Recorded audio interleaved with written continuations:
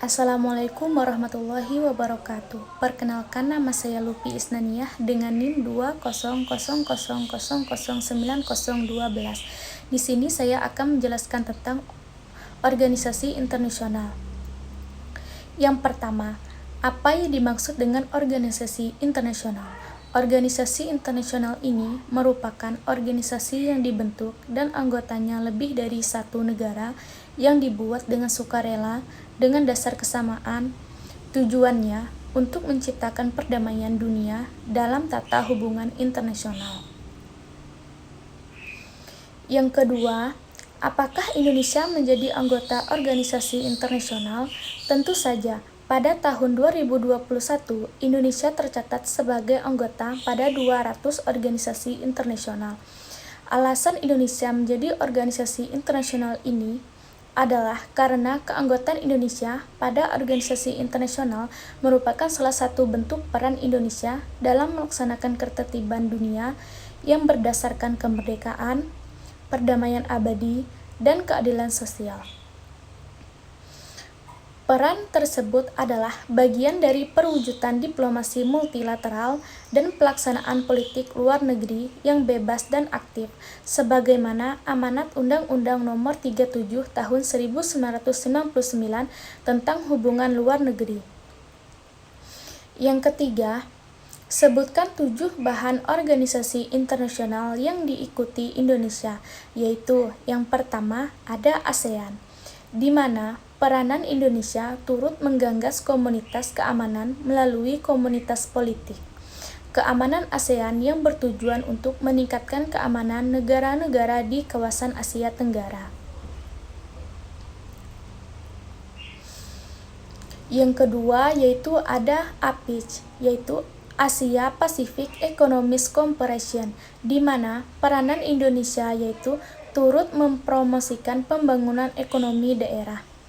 Yang ketiga ada WTO, World Trade Organization, di mana peranan Indonesia ini merundingkan agenda pembangunan Doha dalam rangka mendorong pertumbuhan ekonomi dan pengentasan kemiskinan. Yang keempat ada IMF, International Monetary Fund, di mana peranan Indonesia ini adalah untuk menggalang kehadiran suatu sistem keuangan internasional. Yang kelima ada ADB, ASEAN Development Bank, di mana peranan Indonesia ini turut mengurangi kemiskinan dan meningkatkan kualitas hidup rakyatnya.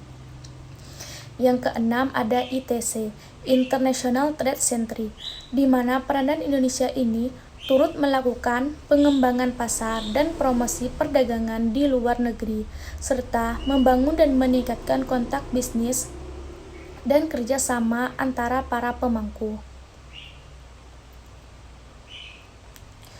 Yang ketujuh ada ISO, International Organization for Standardization, di mana peranan Indonesia ini meningkatkan perekonomian negara dalam perdagangan internasional. Yang keempat, apa peran Indonesia terhadap masing-masing organisasi internasional? Peran Indonesia yaitu turut memperbaiki proses penyusunan kebijakan ekonomi negara, anggota, dan negara lain di dunia. Dan peran Indonesia yaitu turut melakukan pengembangan pasar dan promosi perdagangan di luar negeri, serta membangun dan meningkatkan kontak bisnis dan kerjasama antara para pemangku kepentingan. Sedangkan keuntungan Indonesia menjadi anggota organisasi internasional yaitu untuk menjaga dan mempertahankan kelangsungan hidup.